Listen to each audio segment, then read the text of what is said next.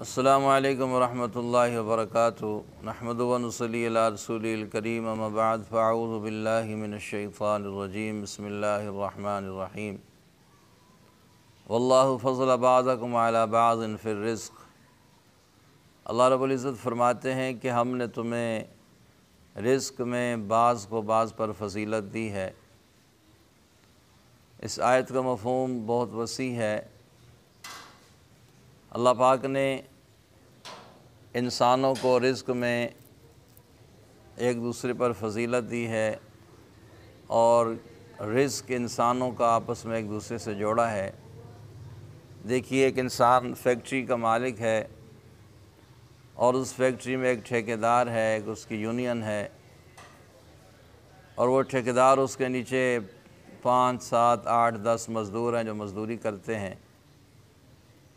تو اب دیکھیں بھی کتنے لوگوں کی روزی اللہ پاک نے اس میں جوڑی ہے، کتنے لوگوں کا رزق اس سے جڑا ہوا ہے۔ اور حدیث کے اندر بھی آتا ہے، رسول اللہ صلی اللہ علیہ وسلم کا فرمان ہے کہ اللہ پاک بس اوقات تمہارے کمزوروں کی وجہ سے تمہیں رزق دے رہے ہوتے ہیں۔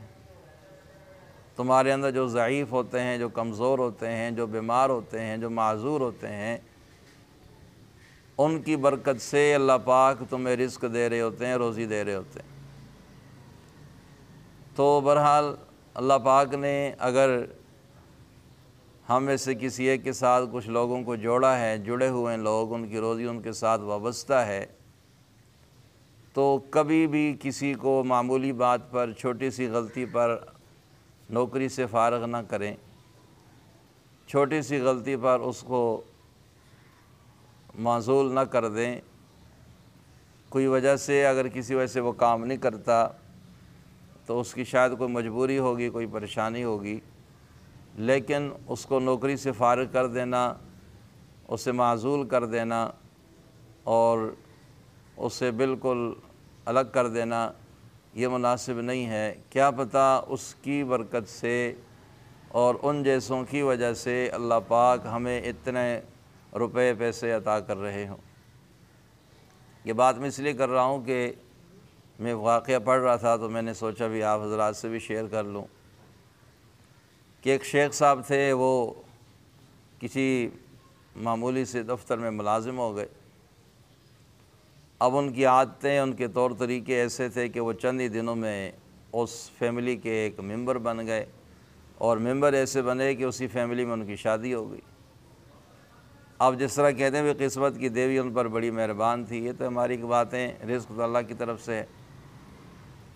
اب ان کے دن بدلتے چلے گئے، پہلے ایک دفتر تھا، پھر بڑا دفتر بن گیا، پہلے ایک دکان تھی، پھر ان کی آہستہ آہستہ مارکیٹ بن گئی، پھر کئی مارکیٹیں بن گئی، پھر کئی فیکٹریاں بن گئی، یعنی دن بدن ترقی ہی کی طرف گامزن تھے، اور بڑا ایک اچھا اسٹیٹس ان کا معاشرے میں بن گیا۔ ابھی شیخ صاحب بڑی اچھی ویلیو اور عزت اور مقام، دولت، پیسہ اللہ نے سب کچھ دیا۔ تو اسی طرح دوران میں انہوں نے چکوال سے سلطان نام کا ایک ملازم جو ان کے دفتر میں کام کرتا تھا، تو انہوں نے اسے دفتر سے ہٹا کر اپنے گھر کا مالی رکھ لیا۔ بھی چلو گھر میں رہو گے، اچھے آدمی ہے، شریف آدمی ہے، اور اپنے کام سے کام رکھتا ہے، اور امانت دار ہے، بڑا باحیا ہے، اچھے کردار کا مالک ہے، چلو اس جیسا آدمی آج کل گھر کے لیے بہت کم ملتا ہے، تو گھر میں رکھ لیا۔ بھی گھر کا کام بھی کرنا، سودا صرف لے آنا، اور فارغ وقت میں وہ درختوں کو، پودوں کو پانی دینا۔ اب ہوا یہ کہ ایک دن شیخ صاحب کسی کام سے دوپہر کو گھر آئے اور انہوں نے اپنی گاڑی کھڑی کی، تو اس وقت وہ جو سلطان تھا وہ درختوں کو پانی دے رہا تھا، پودوں کو پانی لگا رہا تھا۔ اب ہوا یہ کہ کسی وجہ سے پائپ نکل گیا یا اس کے ہاتھ سے چھوٹ گیا، تو شیخ صاحب جیسے ہی سامنے آئے تو وہ سیدھی پھوار ان کے اوپر پڑی، ان کے سارا لباس، سارے کپڑے بھیگ گئے۔ اب ایک کتنے بڑے اسٹیٹس کا مالک، اور پھر اس کے پاس پیسہ دولت ہو تو گردن میں سری آ ہی جاتا ہے۔ تو وہ بڑے غصے میں آ گئے، بھی تمہیں نظر نہیں آتا، تم اندھے ہو، تم نے میرے سارے کپڑے خراب کر دیے، موبائل خراب کر دیا، پیسے میرے خراب کر دیے۔ اور اتنا غصہ چڑھا کہ شیخ صاحب نے کہا کہ ابھی اپنے بوری بستر باندھو اور نکل جاؤ یہاں سے۔ اب وہ سلطان بیچارہ منتیں کرتا رہا، چوئی صاحب، شیخ صاحب غلطی ہو گئی، معاف کر دیں۔ انہوں نے ایک نہ سنی، کہا ابھی بستر اٹھاؤ، اپنا کپڑے اٹھاؤ اور یہاں سے نکل جاؤ۔ اللہ اکبر۔ وہاں سے نکلا اور گھر سے باہر ہی لان میں گھر کے ساتھ ہی پاس بیٹھ گیا، ابھی شیخ صاحب شام کو آئیں گے، کچھ شاید غصہ ان کا ٹھنڈا ہو جائے اور کچھ بات دوبارہ ہماری بن جائے۔ اب شیخ صاحب شام کو واپس آئے تو دیکھا سلطان اسی طرح گھر کے باہر بیٹھا ہوا ہے۔ انہیں پھر غصہ آ گیا، ابھی تم ابھی تک یہاں بیٹھے ہو، گئے نہیں۔ چوکیدار سے کہا کہ اس کو دھکے دے کر باہر نکالو۔ خیر چلا گیا، رات ہوئی تو وہ جا چکا تھا۔ اب گنتی الٹی شروع ہو گئی، جب آگے کی طرف دوڑ لگ رہی تھی، اب وہ پہیہ الٹا گھومنا شروع ہو گیا۔ ہوا کیا کہ جو فیکٹریاں دن بدن ترقی کی طرف جا رہی تھیں، اب ان کا ترقی یکدم رک گئی۔ ایک فیکٹری میں آگ لگ گئی، سارا سامان جل سڑ گیا، کچھ مزدور بھی کچھ جلس گئے، کچھ فوت ہو گئے، اور لاکھوں کا کروڑوں کا نقصان ہو گیا۔ ایک بیٹھا تھا شیخ صاحب کا، وہ دوستوں کے ساتھ مری ٹور پہ گیا، واپسی پہ ایکسیڈنٹ ہوا، وہ فوت ہو گیا۔ اب انہوں نے کسی اچھی سوسائٹی میں ایک کنال 2 کنال کی کوٹھی لی تھی، اب حالات نوبت فاقوں تک آ گئی، تو انہوں نے وہ کوٹھی بیچ کر ایک عام سے محلے میں، ایک عام سے سیکٹر میں جا کر ایک کو 5-10 مرلے کا مکان خریدا اور وہاں رہنے لگ گئے۔ لیکن کاروبار آہستہ آہستہ کرتے کرتے سب کچھ ختم ہو گیا، فیکٹریاں بھی ختم ہو گئی، بمشکل گزارا ہونے لگا۔ اور اس دوران وہ تویز دھاگے کے چکروں میں بھی پڑ گئے، پیروں فقیروں کے پاس دوڑنے لگانی شروع کر دی کہ جی حالات خراب ہو گئے ہیں، کسی نے کیا کہا کسی نے، لیکن کہیں سے کوئی فرق نہ پڑا۔ اچانک ان کا ایک پرانے جاننے والے ایک دفعہ ان سے ملنے آئے تو کہنے لگے جی انڈیا سے ایک بزرگ آئے ہوئے ہیں اور اس وقت مینار پاکستان کے قریب وہ ٹھہرے ہوئے ہیں، چند دن تک ان کا قیام ہے، واپس چلے جائیں گے، اللہ والے ہیں، تو ان سے جا کر درخواست کرتے ہیں، دعا کر دیں اللہ پاک کرم فرمائے۔ شیخ صاحب چلے گئے اور ساری بات بتائی، تو وہ جو بزرگ تھے وہ کچھ دیر کے لیے مراقبے میں چلے گئے۔ یہ بھی ایک کیفیت ہے جو اللہ والوں کو اللہ رب العزت عطا فرماتے ہیں۔